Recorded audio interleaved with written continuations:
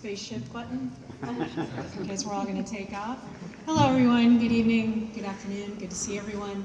I'm really excited because Rolf and I have done some work together, and it's great because he set me up perfect. So thank you for that. So not only do people not want to be in acute care settings, they definitely, when was the last time you said, hey, let's go visit the nursing home? You know, not so much, right? Not usually the idea of it behind where people want to go. So we're going to start out with, warning, warning, old people. Okay, this is the sign that's outside of every elder facility and care facility in England. Really? No, this is not acceptable, right? So I show this because people, you know, this is really what people think of, you know. I've watched people think of it from an ageism perspective, where I see them talking about environments for older people, and I'm like, okay, so you just made them out as this frail little person who has to do whatever. Well, I can tell you, I know a lot of seniors that are all really spunky, including a lot of my own family members, that not only are they not going to facilities, but they do whatever they want to do. I don't know about you guys, have you done with aging parents yet? Oh, just wait. Just wait. So, the reality, this could be your caregiver. Okay, so every once in a while you got to kind of take that reality check and go, who is going to be out there as our caregiver? We don't have enough caregivers. We don't have enough folks that are interested in senior living. I'm hoping to change that a little bit because I think it's such an exciting industry. And I think mostly, what do you think of? Stinky, old, skilled nursing center, bad lighting, and people screaming. Pretty much it? Yeah, I got a lot of shakes in the head. It does not have to be that way. It shouldn't be that way. And there's a lot of things that we can do to make it different. And it needs to be different. Not so sure about that. Although, you know, I don't know, it could be an interesting conversation piece. You know, someone with dementia might have a little trouble. So, how are we looking at senior living differently? This is a model that I love because it's called Generations of Hope, partially because it uses the word hope. But the good part about this is it is mixing generations. We have isolated seniors far too long. So what happens if you start utilizing those different vulnerable populations as an actual resource, okay? So this community is in DC, just opened about 6 months ago, and it's a small apartment building. Independent living is what we would call it, but Generations of Hope model takes a vulnerable population, surrounds that with a group of volunteer elders who live in a community purposefully. They decide to move there, agree to volunteer X number of hours as part of their rent and a part of their lifestyle. And you can either have the vulnerable population spend time or not spend time in terms of volunteer. It depends on the population. In this case, it was young women aging out of foster care with one child and a group of seniors that wanted to help. So that group of seniors there are very diverse, and each has their own issues. One gentleman has glaucoma and his issues, sight issues. We reviewed his apartment to figure out what else we could do just to make it easier and better for him with light levels. The woman that was in the wheelchair, I walked into her apartment, we were talking, and there was a young woman in there, and she had her scrubs on, and I thought she was her attendant. And she goes, oh, no, she lives here. She just came by because my physical therapist is coming by later, and that's what she's taking in school. So now she has a live living model, right? So what does that mean? What is senior living? It is creating community. That's what we've been missing, right? Again, when was the last time you said, hey, let's stop at the nursing home? Unless you're me with my husband on vacation. But, you know, so there are some people who have that quirk. The woman in the foreground, she had a son who had Down syndrome, and she moved into the community as well. Miss Jessie is the lady in the striped sweater in the background, and Miss Jessie had me look at her, I won't shine on there, I think. She had me come into her apartment, and come to find out, she was afraid she'd break the shower head if she turned it around, but during construction it had gotten turned back around toward the wall. And I go, oh, and I cranked it back down, and she goes, oh, and I go, that was really the shower problem? She goes, yeah, for the most part. She didn't even know to ask somebody, right? So you have those kinds of things in that kind of moment where the design needs to reflect what people need. So when we did all the programming for this, the functional program we got. It was the first time that the Department of Aging and the Department of Child Welfare Services in DC had ever been in the same room together, ever, okay? Think of the commonalities, think of the energy, think of what you could put together to create community out of that. This is Bastian, this is Matthew. He was the only young soldier to survive his entire unit in Iraq, okay? So when they come out, and they have a lot of veterans have traumatic brain injury, and they have some fairly good programs that they go through. There's one at the VA in Richmond, And we went to see the folks and the doctors, and we were talking to them, and they have step-down units. So you come in as a veteran, traumatic brain injury diagnosis, you go into polytrauma. From polytrauma, you go into your activities of daily living, so that you get used to doing let's see, those most of you won't know that activities of daily living would be like bathing, eating, learning kind of how to get your life back together. And then they go into IADLs, which are instrumentals. So it's things like looking for a job, getting ready to be able to handle money again, a housing situation. But what next? Nothing. I said to the doctor, I go, so it's kind of like a gap. He goes, no, it's not a gap, Jane, it's a cliff. It's a cliff. So how do we provide community? So a young man named Dylan Ted decided he was going to use the vulnerable population as the wounded warriors, and that seniors and both civilians as well as retired military would become that surround group, right? And so he's developing a community near one of the canal breaches that was in New Orleans. Dylan himself has post-traumatic stress disorder. He came back from Iraq to Katrina, right? His wife was teaching school in a Pizza Hut in Lafayette, okay? So they're getting ready to break ground. He's done a tremendous job. This is the site that we've been looking at. This is Matthew and his mom, Lisa. Lisa would say to me, so what happens to him when I go?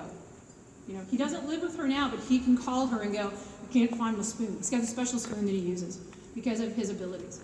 And so his frustration level comes up high. If he was living in a community, a supportive community, you ask your neighbor, people know you, you start to develop that. And they want purpose. You know, people don't want to be caged away and said, oh, you're not worth anything anymore. This is giving people a sense of purpose, something to do, something to volunteer for. Everyone in this community volunteers, no matter if they're a child, a family, a veteran, an elder, everybody volunteers. That's the program, that's the basis. So they're going to be doing housing as well as some services. So the interesting part is, it's like you have to have some staff, but it's not overwhelmingly the staff, it's actually the community itself that becomes the intervention, which is really exciting.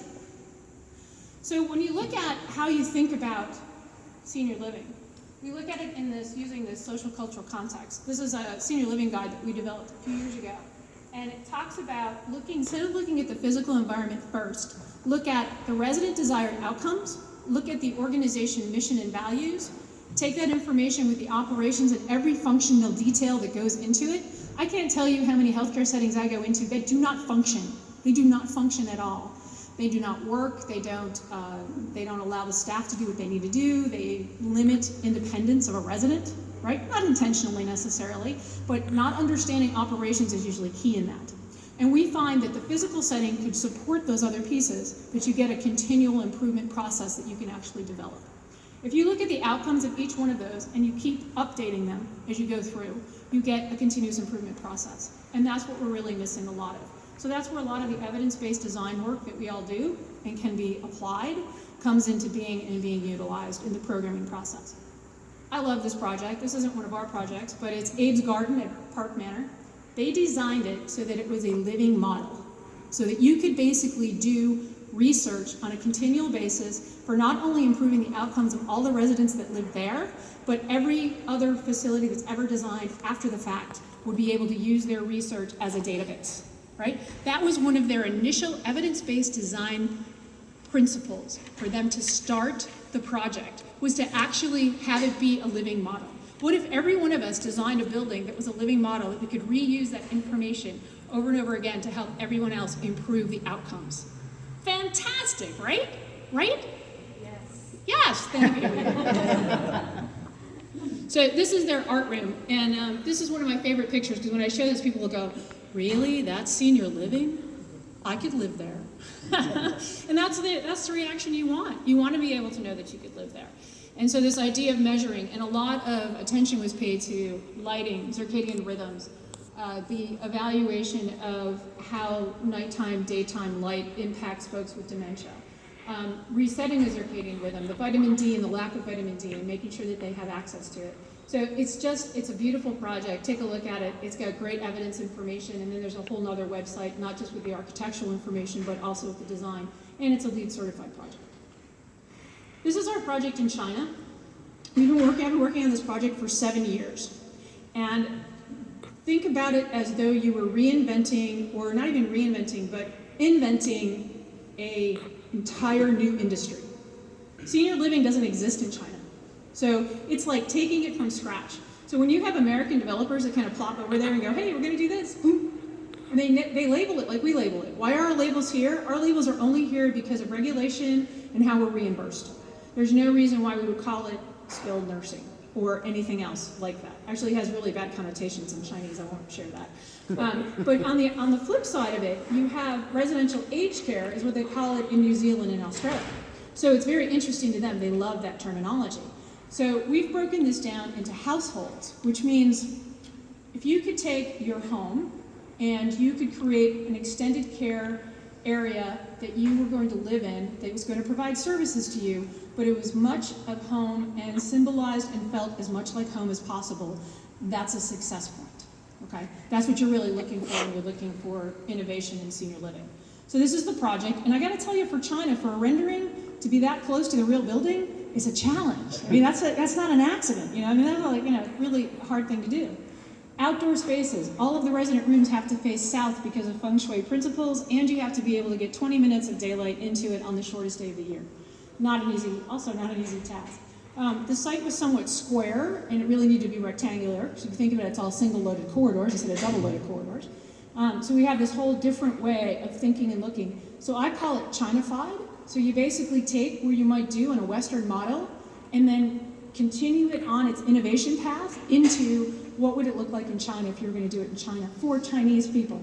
What do they want? They think completely different than US. And so that has been part of it. They also have no caregivers. They have no geriatricians. They have nothing in our, basically the palette that we would choose from and pull from in the US. They don't have that there. This is the side of the building, and we have outdoor spaces on every floor. And that's the exterior in the back. We have garden spaces that, just to knock your socks off, because it's just outdoor space for Chinese people, are so integral to everyday life. You don't go anywhere where you don't look out the window in the morning and there's not a Tai Chi group or the flash mob stuff where they do the dancing stuff and all that kind of stuff. It just happens everywhere. It's instantaneous. So having access to all those different things. They have reflexology stones that are raised stones that they walk on in their bare feet. And they're always laughing, holding shoes, and I'm thinking, yeah, not in the US. Imagine you're like, oh, let's put raised stones in the Alzheimer's section. Probably not. Probably not. So this is Mr. and Mrs. Biggs. So it's true, the longer you live together, the more you look like one another. I'm totally convinced. So Mr. and Mrs. Biggs live in a community down in Leonardtown. And it seems to me that in most traditional settings, people, when they have wandering issues or they have some dementia issues, they're basically put away, right? Let's move them to a higher level of care, blah, blah, blah. Well, what if you thought of it differently? Folks who have developmental disabilities, we stopped shutting them up, right? We started mainstreaming people.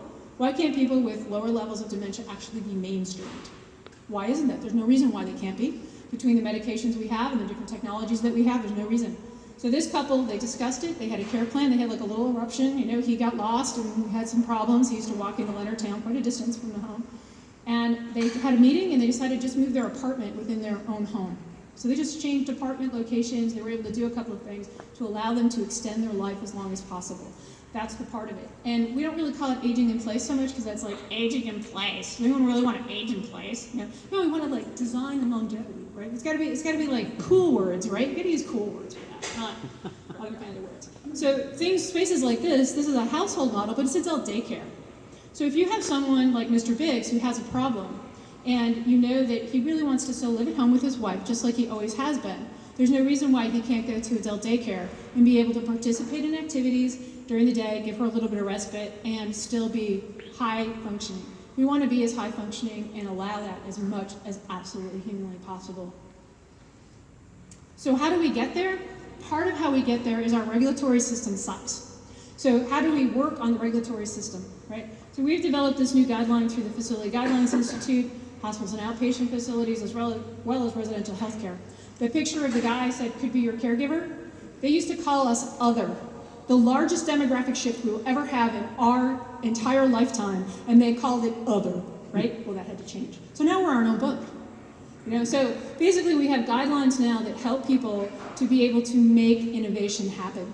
It used to be that you'd look at the guidelines, the licensing guidelines, what would it tell you? How to do things institutionally, right? So in order to prevent that from happening institutionally, what do?